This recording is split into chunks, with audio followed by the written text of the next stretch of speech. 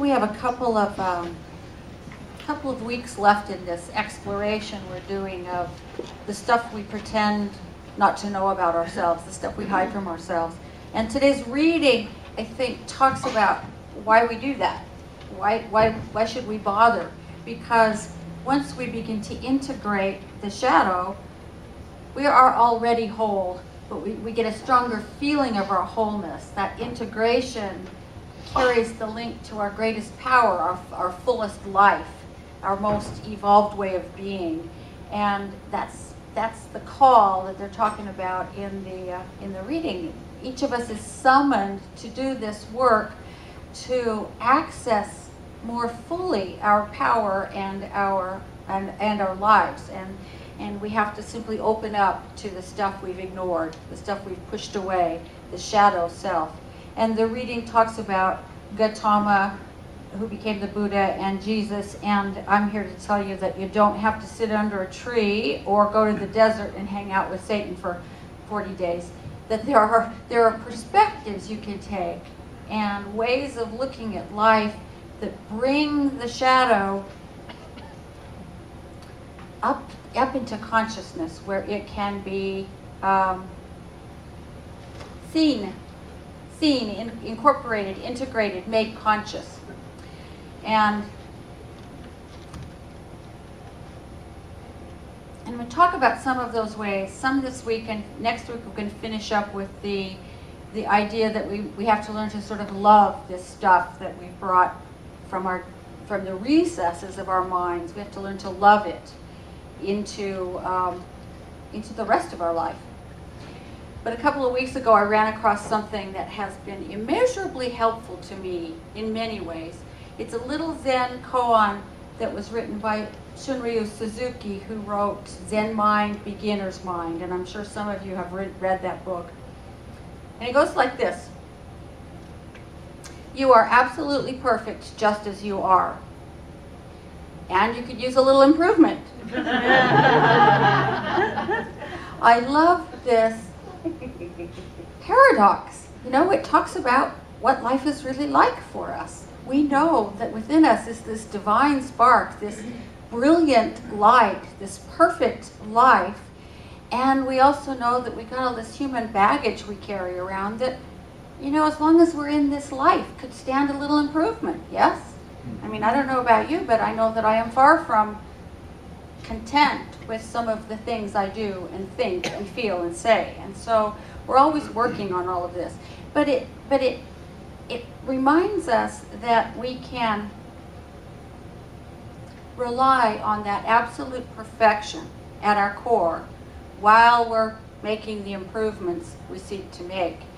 And the interesting thing is that both of those statements are 100% true about 100% of us, 100% of the time. It's always true, right? As long as we're in this life. Everything we say or do or think or feel or experience has an enlightened aspect to it, and it has a confused aspect to it. It has a cloudy aspect. There's light and dark. There's the perfection and the factor. And I think we're called to bring those two together and bring it all up into the light. And if we can let this little koan give us a stance toward life, a stance of just holding gently. If we can remember that as long as we're alive, we will have responses and ideas and thoughts and feelings that need a little improvement. While we are absolutely perfect, we don't need to grip it all so tightly. We don't need to grasp it all so hard. We can look at it with a little more lightness and a little more compassion, I think. Matthew 5:44, Jesus said, "Love your enemies and pray for those who persecute you." And in Tibetan Buddhism, there's a little saying, "Bless those who curse you and revile you, for they will become your greatest teachers." That's the first tool, I think, of bringing all of this stuff into the light. Listen to what people who criticize you have to say with love and with openness. I'm not a great fan of criticism, never enjoyed it much. But I've also learned that I don't have to accept anybody's criticism in its entirety and say this is true about me. But if I listen and pay attention to what I'm feeling, there's often a kernel of truth in it. There's a kernel of truth in it. The more I react to it, the bigger the kernel of truth. Ken Wilber said that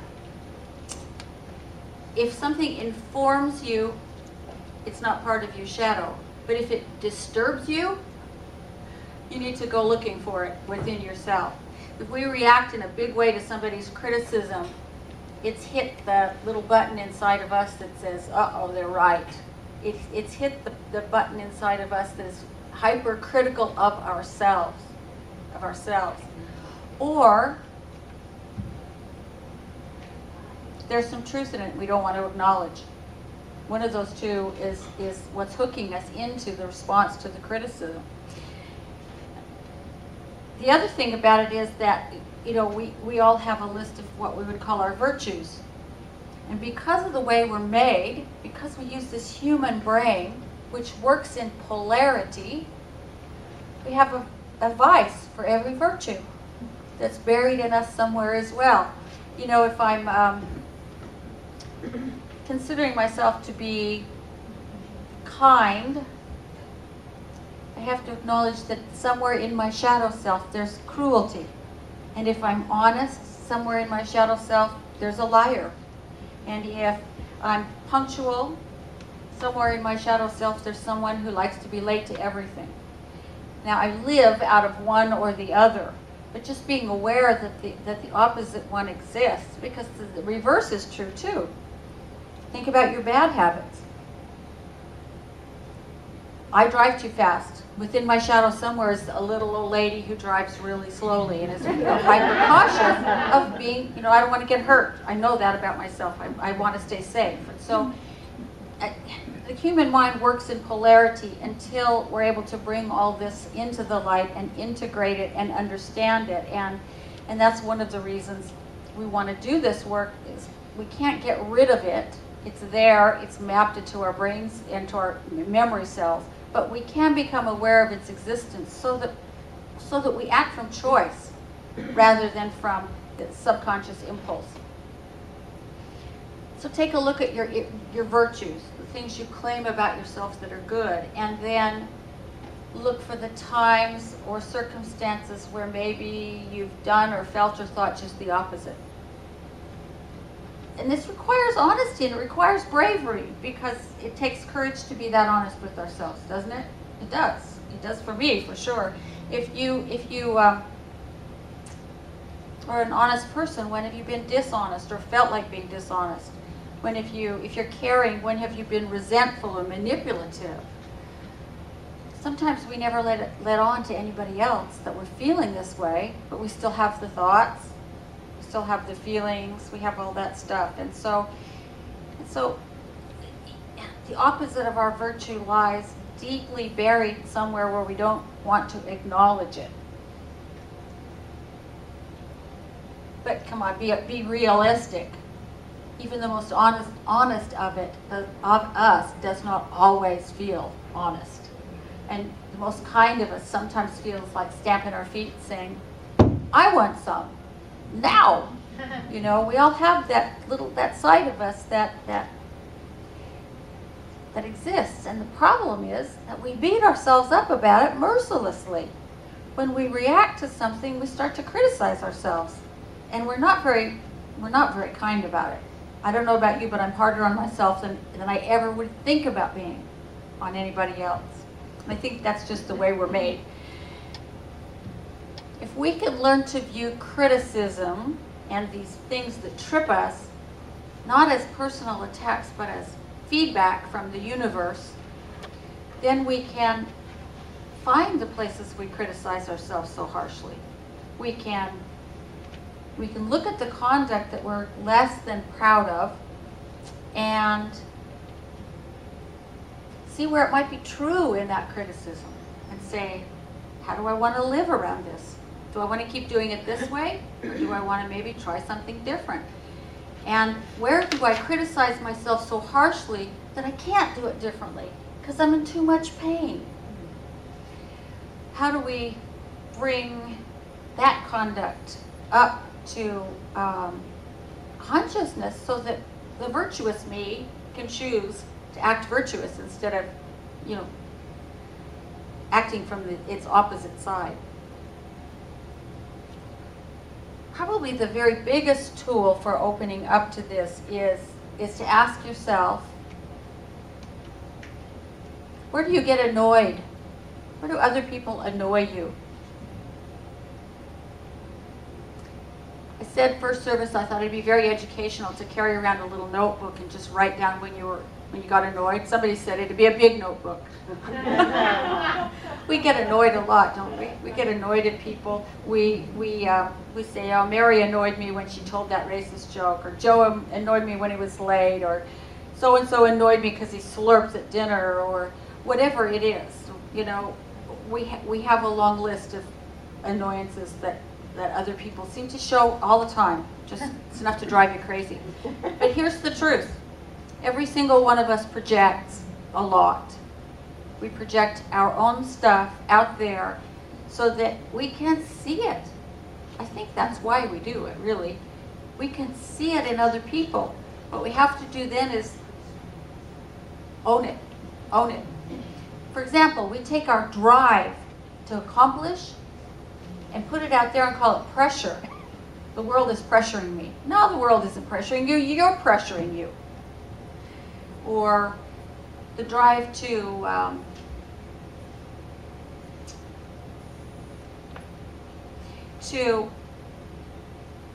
do something for someone else. We want to do it, but instead we put it outside ourselves and call it obligation.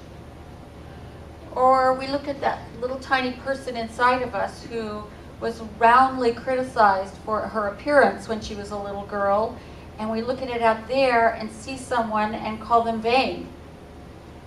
Or we make judgments about their appearance, which is, a fun game that many people play, and I have in my past been one of those people.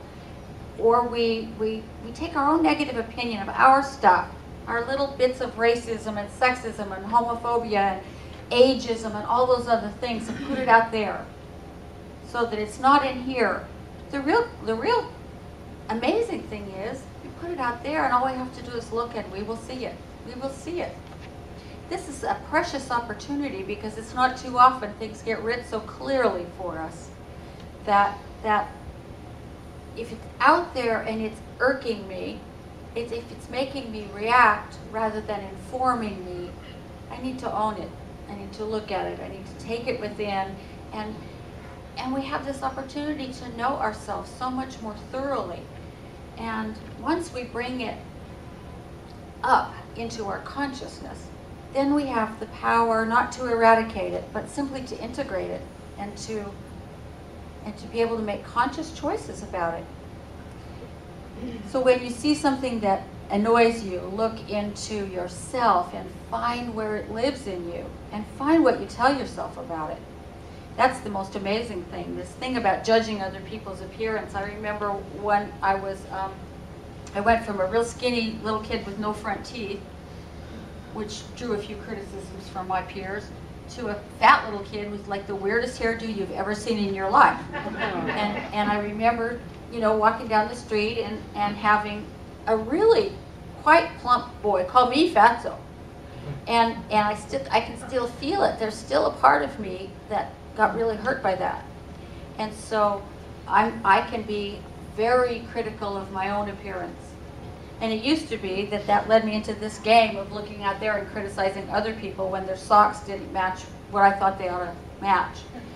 And I realized it one day with a friend of mine. I used to have this wonderful friend, and that was our entertainment, was we'd walk around and he would grab my hand and say, "There's a fashion felony over there." And he was really catty about it. And I looked at him one day and I said, "Do you realize how sick this is, what we're doing?" And he kind of didn't, but I did. So, bless him. But for me, it was an acknowledgement that it came out of a hurt place in me. And I made it worse because I criticized myself mercilessly. And frankly, I still do, but I'm working on it. I'm still too hard on myself in that regard. And so if we can simply look and find that hurt place, or if we're envious of someone, look for the place in us that needs to be acknowledged and celebrated and thanked for being what it is. You know, envy is one of those things that a lot of us carry around because of what we're taught. And what happens is we fail to acknowledge ourselves for the wonderful things we do every single day. And if we can just acknowledge that happens and start cheering ourselves on and thanking ourselves and praising ourselves a little, I think it goes a long way to healing these old wounds. And if you're blessed enough to have a partner or a really close friend or a spouse, wow, you are in the richest shadow territory possible. We project onto our partners so much stuff. It's just amazing. And we do it at work, and we do it in friendship as well. If you just take a little history and say, where have my relationships been deficient? Where have they not been satisfying? Where have they been neglectful? You can kind of flip that rock over and then ask, where have I been needy or manipulative or demanding? Or where has my trust been lacking? Where have I been non-committal? If your relationship lacks passion, where have you lost your passion? You know, this is such illuminative territory. And I read last week or yesterday something that just I thought was absolutely brilliant. It's a statement that goes like this: your relationship with another will never be more evolved than the one you have with yourself. And so all of these things can teach us where we undermine ourselves, where do we sabotage ourselves, where do we not give ourselves any nurturing, where are we passionless about our own lives, where are we not faithful to ourselves. And the amazing thing is that when your relationship with yourself starts to evolve, guess what happens? Those relationships with others change too. It just starts to happen. Finally, there's a tool that I really like for myself, and that is I simply ask myself where I'm stuck. Where am I refusing to step forward? Where am I refusing to recognize my highest and largest self? Where am I stuck? That's all I have to say, because we all know when we get stuck what it feels like. And where do I expect someone else to swoop in and save me? Where do I expect my spouse to do something that only I can do, or my boss, or where do I look outside myself for the authority to make a decision about my own life? Now, obviously, sometimes we consider others and we consult others when we make decisions. Before I spend a lot of money, I need to check with my husband. That's good manners. But I'm talking about the decisions about my deepest life questions. And where do I still look outside for somebody to answer that for me? When I was at our summer conference in Asilomar, I talked to several people who were in a space that often happens to ministers, where they feel like they haven't done enough, or they can't do enough, or they feel stuck and they feel kind of distressed and discouraged. And what many of them do is look elsewhere. The problem with that is that leadership develops over time, and community develops over time, and change happens over time.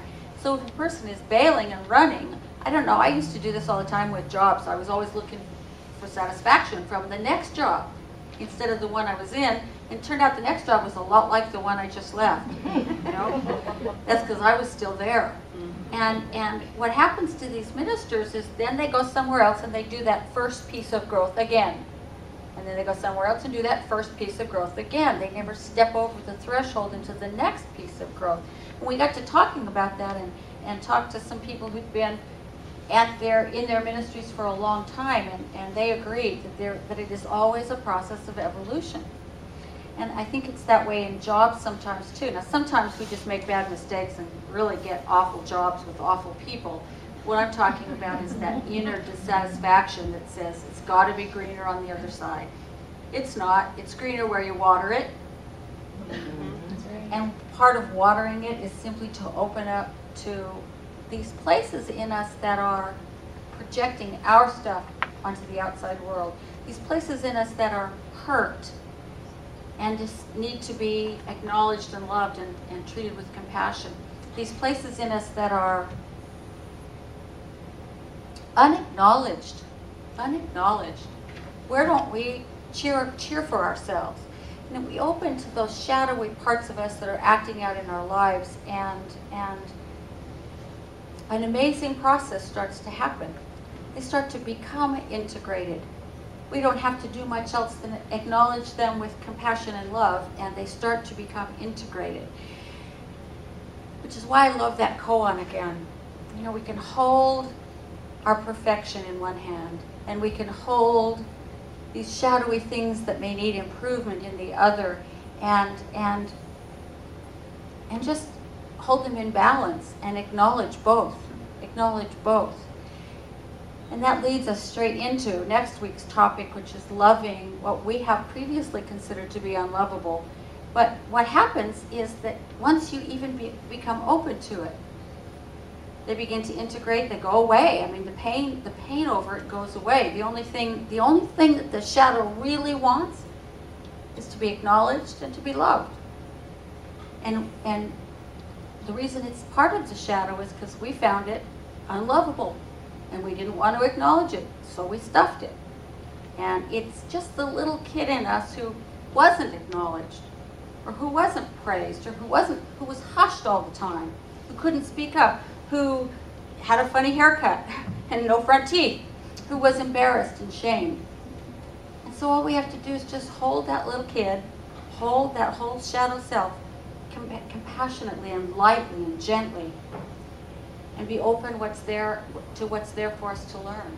It's really all we have to do. It's really all we have to do to allow this stuff to become integrated so that we can tap into the power of it, because it holds a lot of power. It takes an enormous amount of energy to keep it suppressed, and so once we begin to integrate it, it just sort of falls like dominoes, and more of it becomes integrated. Really all we have to do is just be compassionate and a little tiny bit open to it. So I invite you right now to just allow your consciousness to fall deeply within yourself, into that inner sanctuary, that inner space, where there is no such thing as shadow, there is only light, where there is peace always, where there is a sense of divinity, that spark of divine life that exists at the very core of your being, where there is joy and celebration for every part of life. There is a place within each one of us that knows that every step we take is a step toward home. Every step we take is a step toward acknowledging that God is everywhere present, in every moment, in every one of us, in every person, everywhere. It's a step toward that feeling of absolute wholeness and perfection. A step toward acknowledging that everything about our lives is spiritual, because it's all God.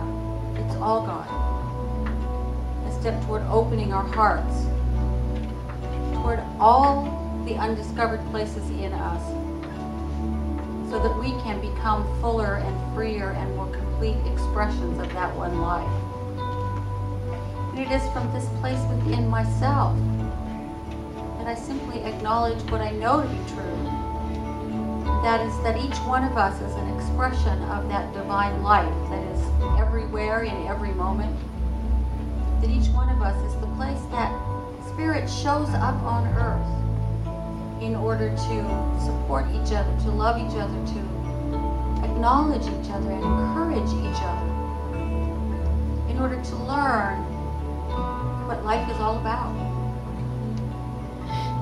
That God has made itself manifest in all creation in order to experience itself as all creation. Knowing that this is the truth of our being, I know that each one of us simply says yes to all that we are, to all that we are, with joy and with celebration, with peace and with compassion. Because as we grow more into who we already are, as we take away the barriers that keep us back from living it full out, we just become greater and greater expressions of that one life that lives through all of us. So I just say thank you for all of life, for every bit of it, the light and the shadow, for all parts of me, for all parts of everyone, from which I can learn, from which I can grow, from which I can lean more into that perfection that lives within me.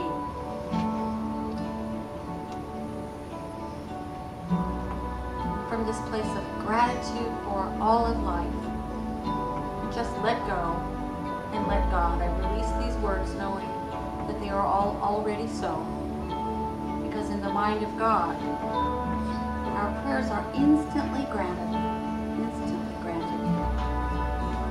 So in great thanksgiving, I release them, I let them be, and we acknowledge it by saying together, and so it is. Surrender, surrender to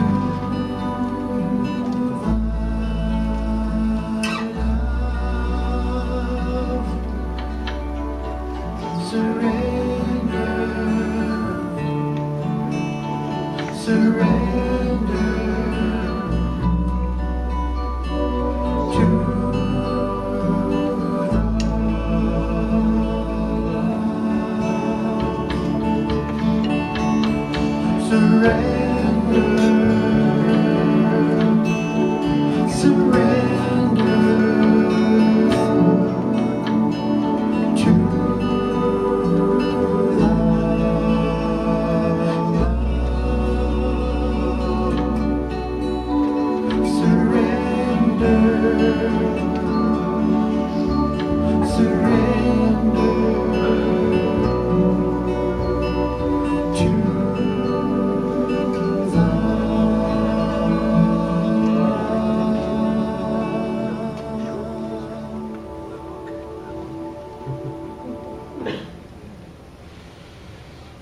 better to surrender to.